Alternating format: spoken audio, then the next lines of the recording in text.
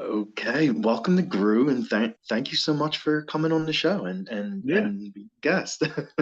thanks for having me. Definitely, yes. So the first thing I want to start out asking you is I see you do a little bit of everything, like you act, you write, you direct, you produce. Like, how did you get involved with doing everything, and how did like because you do a lot. Yeah, it's more, I think it's really necessity, is the mother of invention kind of thing. It's like necessity is the mother of doing all these different roles. I mean, I started wanting when I was very young, wanting to do like special effects makeup and be like, Tom Savini and all that sort of stuff, do blood and guts. And so I kind of started doing production stuff. And then I got a job as a PA when I was 14. And so I was doing a lot of behind the scenes stuff, running around, getting yelled at by producers. and and then yeah, and then I got into acting. So, and then when I was sort of in my 20s, so and then after doing acting for a bit, I realized I wasn't really getting roles that I liked or roles in general. The phone doesn't really ring, and then and so I thought, well, how do I change this? And then I thought, well, I'll learn how to write a script. So I learned how to write a script and started writing scripts. And then I got into producing, and then got into distribution as a job, and I kind of pulled them all together, and I started doing kind of everything, like writing, acting, directing, producing, catering, Yeah. you name it. And then as I've sort of realized it's a little too much, and then as I've moved on, I found there's so many other great writers out there, and there's so many other great directors out there, and produce. So I was like, let's try and pull them all together, so I've worn a lot of hats, but I'm trying to wear less hats and give other people the hats. Otherwise, it's kind of overkill. But sometimes it's good. Sometimes it's fun to sort of do, act, write, direct, and sort of stuff. But it can get pretty tiring, and then Oh, so the work sure. the work can suffer, you can suffer. So, but yeah, but that's kind of how I did it. I started on behind the camera, went in front of the camera, and then went back and forth, and yeah.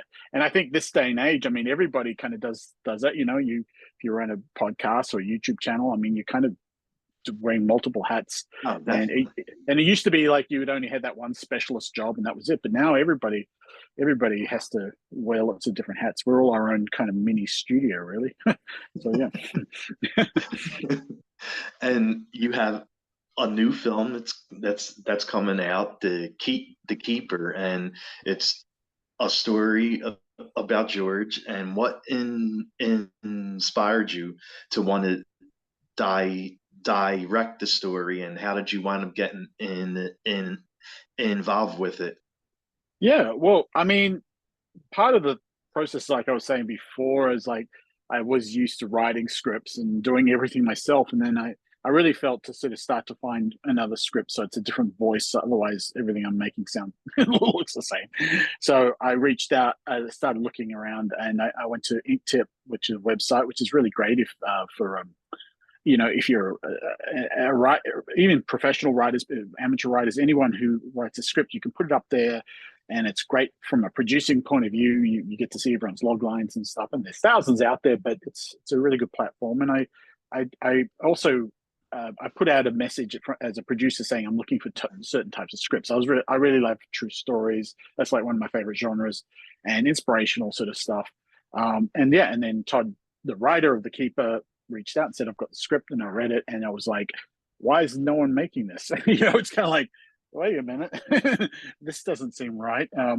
So I thought, yeah, we're going to make this story. This is something that, straight away I can really connected with the story and the journey that George goes, even though I don't have a military background, and I'm not much of a hiker. I mean, I like hiking, um, but I really could connect to the mental health background and Yeah. all that side of things was something I really, really, really connected to. So, and I said, let's make this film. We've got to make this film. And we and then that's it. And we connected, and we started talking on Zoom and on the phone, and George and Todd and I, and then we connected in LA. They all came out, and Kenny as well, who's a producer partner of mine and who's also a Marine.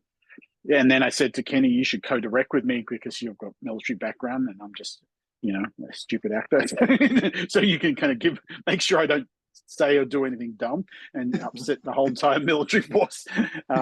Yeah, so and I'm not American as well, so it makes it even more challenging. So so there's aspects that I want to, so yeah, so that's it. And it took a couple of years, and yeah, it was a lot of logistics trying to find where we're filming on the trail, and we wanted to go to the real locations, and yeah, Oh, and okay. it was yeah, so we really went to the Appalachian Trail. We went from Maine all the way to Georgia. We didn't hike it obviously with a film crew because that would kill me, but we hiked a little bit, and then yeah, and we went to all the real spots and so it is a true story, and we were as authentic as we could possibly be with it. And but anyway, yeah, I mean, look, I saw it and I thought this is the type of film that needs to be told. We didn't have the big budgets that Hollywood films Yeah.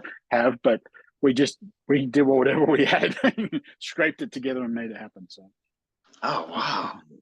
And like some of the story is definitely has to do with mental health, because he sees all these vets mm, that are dying of suicide, and he mm, basically goes on this hike to bring mm, uh, awareness to it. So can mm. you tell us like a little bit about the story and about like mental health and suicide and bringing awareness to it? Well, yeah, I mean that's the key word. What you're saying there, awareness. And we talk about that in the film, and George's character talks about that, and that's why he started to do the hike. He had a friend who committed suicide, who was military, and like a lot of veterans and a lot of people in general, that you don't realize you may be going through PTSD or you're going through mental health issues. You don't know that because we're always putting on a mask and pretending everything's all right. And if you meet anybody, you say, "Hey, how you going?" "I'm fine. I'm fine." Everyone's fine, Oh yeah, of um, course. but we're not. So you don't know. And it was interesting how sort of art imitates life kind of thing. So in the true story, George got his friend was committed suicide. He took the name tape, and then he started getting more people giving him name tapes, and he decided to go for the hike. And obviously, he wasn't going to come back either, and that was a true story. He was going to also become, another name tape on the ring that he carries, and so he was there to sort of end his life. And obviously something happened, and he continued on, and it was that, but it's like that awareness that starts to happen in his life. It's like, well, hang on a minute, I'm going through some stuff. Maybe I need to try to take another step. Maybe I should keep putting one foot in front of the other and keep going, and then maybe I can help other people who are struggling. And so, and then in the process of that, then Kenny, the director, he started to go through his own experience whilst filming it, realizing he was going through PTSD, and then we'd run Okay. into people whilst we're filming who are on the hike who had also experienced stuff, and as soon as we started talking to them, and so it kind of like there's this weird sort of process of you're raising awareness by making the film, and that gets people to discussing it, and even if they don't see the film, you can talk about the film. It becomes this, it goes beyond the sort of story, the cinematic kind of four walls, I guess. And that's why we're making it, and so we can start having those discussions and say, hey, have you heard about this film? If you might go and see it. I mean, we even someone watched the trailer and said that was enough for them, and they were like affected by that, and they said, so yeah, it's just that's all we can do. It's a kind of it's there's no kind of clean cut cookie cutter kind of way to do it. It's a very sort of sloppy, messy thing, just like the story is. It's a very, it's not glamorous, it's not slick, it's not, no one's flying around, there's no explosions or no real explosion. And that whole process of being raw and authentic and say, hey, look, this is what it is, and hopefully this generates conversation and awareness where people can start to talk about it and say, you know what, I'm not okay, and it's okay to say that. And then we Exactly. offer options for people.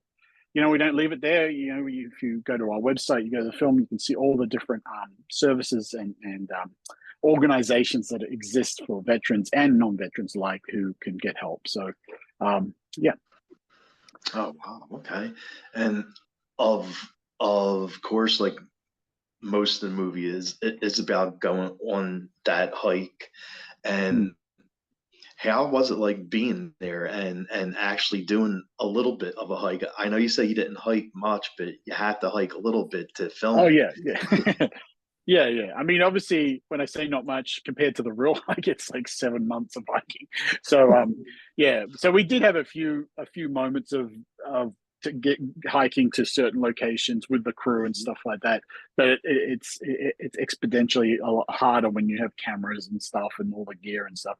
So we had to be quite careful. But there was a few moments where it was quite difficult. One spot where we went in, it was daylight, and by the time, and then it got dark, and trying to get out in the dark, it was very dark, so it's hard to see anything.